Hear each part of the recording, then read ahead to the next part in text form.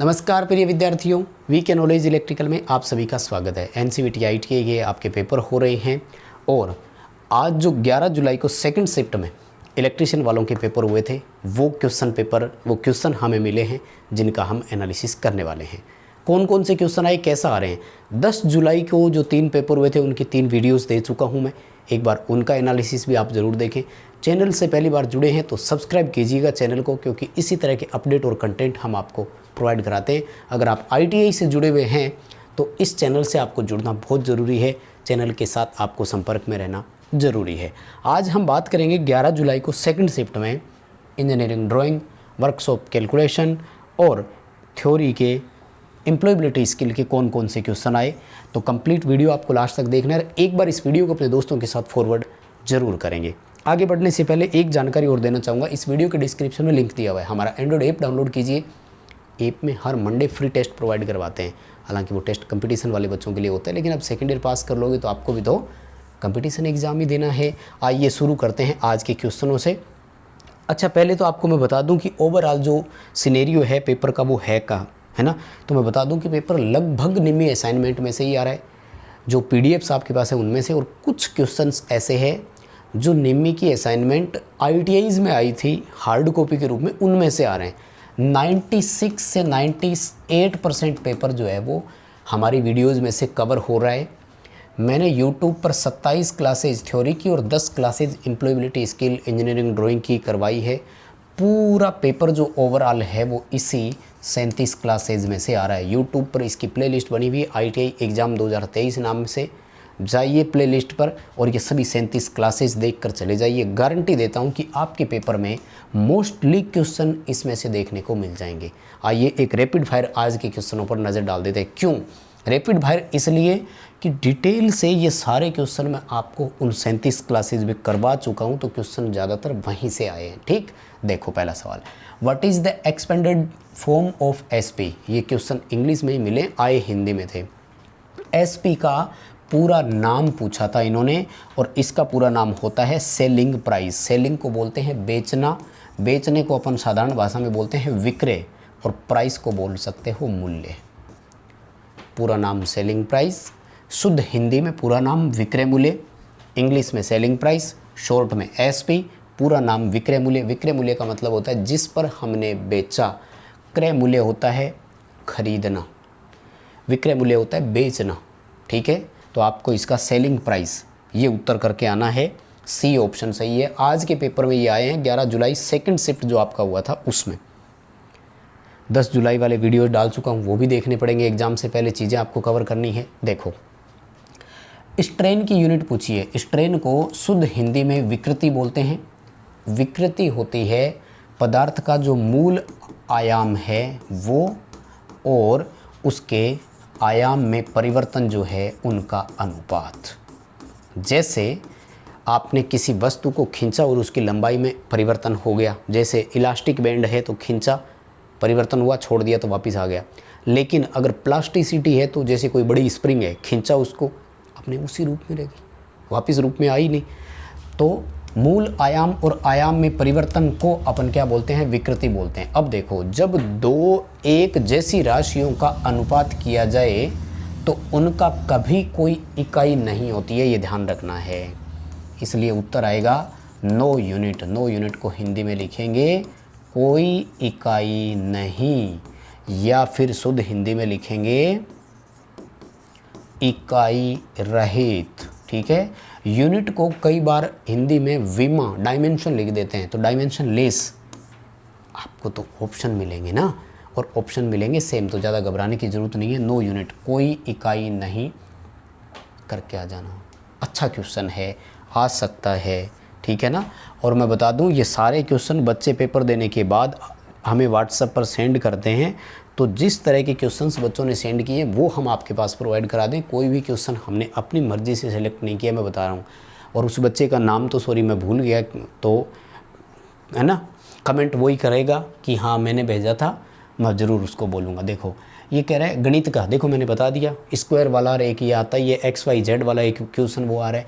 ये कह रहा है कि इसका मान क्या होगा, a इंटू ए की पावर 2 इंटू ए की पावर 3 इंटू ए की पावर 4। गणित वाला बीज गणित का चैप्टर है, उसमें से क्वेश्चन आएगा ही आएगा।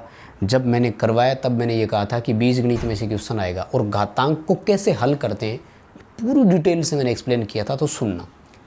जब संख्याओं का आधार समान हो और वो गुणा में हो तो उनके घातांक जुड़ जाते हैं, यानी आधार तो हमारा यहाँ भी a ही रहेगा, लेकिन इसकी पावर घातांक जो होती है वो जुड़ जाएगी। यहाँ कुछ नहीं लिखा तो इसकी घातांक 1 मानी जाती है, ये ध्यान रखना, ठीक है।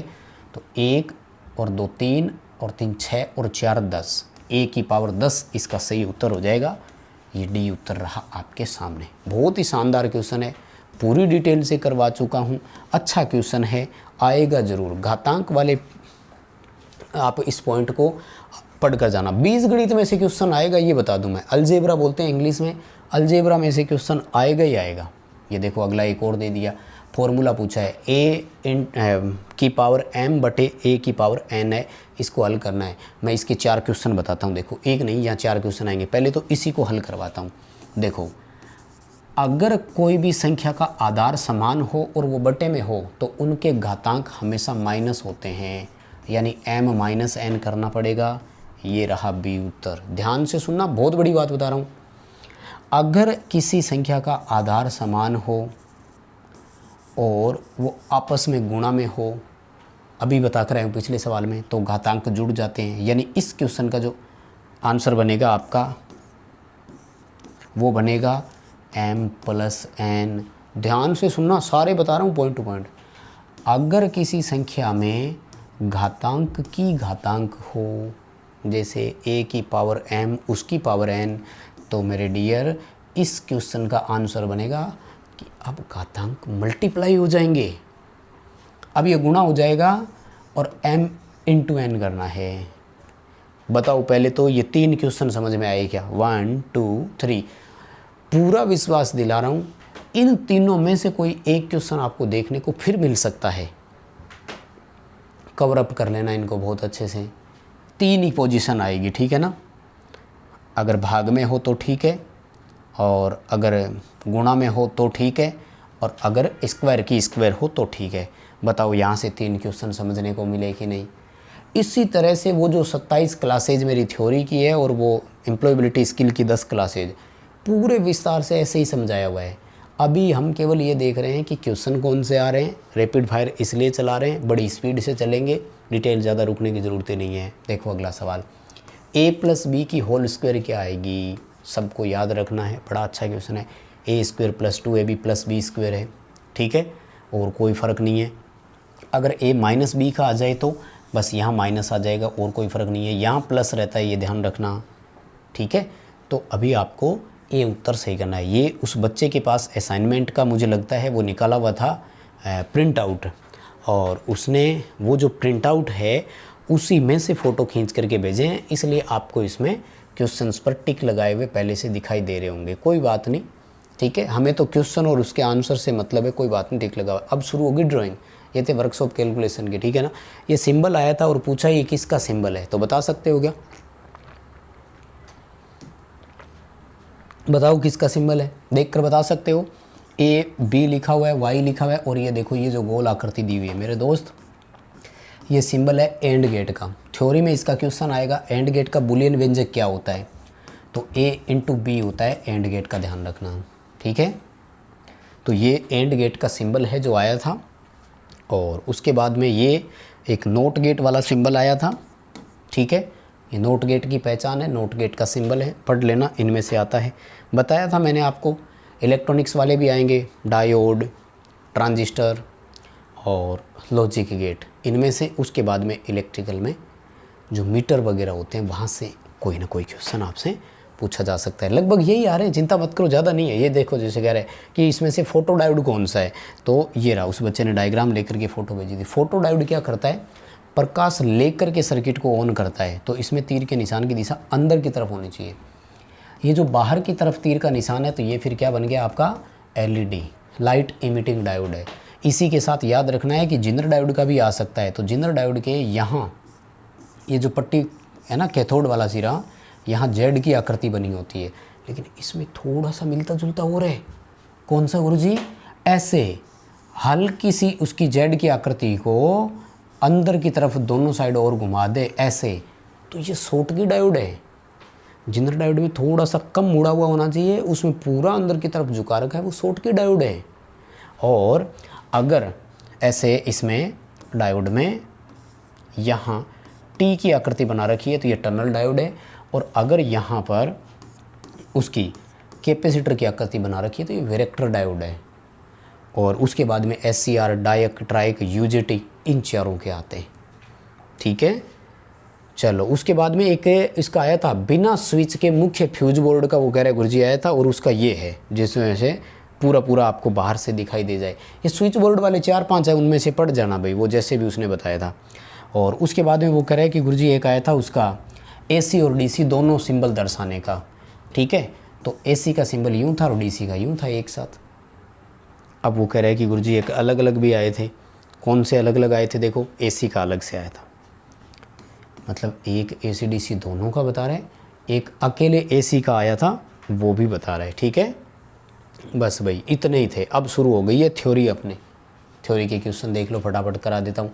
पैनल बोर्ड असेंबली में किस उपकरण से बचा जाता है? पैनल बोर्ड में हम सेंसर नहीं लगाते कभी भी। सेंसर हमेशा कहाँ लगता है? साइट पर। भाई जहाँ इक्विपमेंट लगा हुआ है सेंसर तो वहीं लगेगा ना, तभी तो काम चलेगा।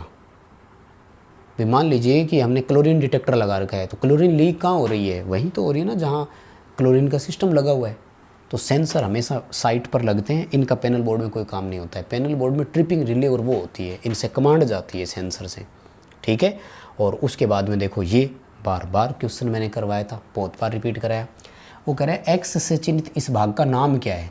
देखो ये है स्टार्ट बटन, और स्टार्ट बटन के समांतर में जो NO लगता है इसे हम बोलते हैं ऑक्सिलरी कॉन्टैक्ट, और इसका काम होता है कॉइल को होल्ड करना, यानी हम इसे होल्डिंग कॉन्टैक्ट भी बोलते हैं। बताइए बात समझ में आई क्या? डी उत्तर कर देना, सहायक संपर्क कर देना, ऑक्सिलरी कॉन्टैक्ट करके आना, अच्छा है, आ सकता है। और इसी तरह का एक डायग्राम और आता है जिसमें वो है ओवरलोड रिले का दर्शाया गया है, तो बिना सोचे समझे मत करिए ना। उसके बाद में देखो रोटेटिंग फील्ड प्रकार का अल्टरनेटर उपयोग करने का फ़ायदा क्या है? कितनी बार क्वेश्चन करवाया था। इसमें हमें केवल 2 स्लिप रिंग की आवश्यकता होती है, फेज की संख्या चाहे कुछ भी हो। ये दोनों स्लिप रिंग भी क्यों लगाते हैं? रोटर को DC देने हेतु। क्यों? क्योंकि अगर रोटर एक्साइट नहीं होगा, फील्ड नहीं बनेगा, तो फील्ड के बिना हम फ्लक्स नहीं बनेगा तो EMF कैसे बनाएंगे? बिना फ्लक्स के EMF नहीं बन सकता। ठीक है, अगर यहाँ अगर आउटपुट की बात की जाए तो यहाँ आउटपुट सीधे स्टेटर से लेते हैं। खैर वो पूरी डिटेल अभी हमें समझने की ज़रूरत नहीं है।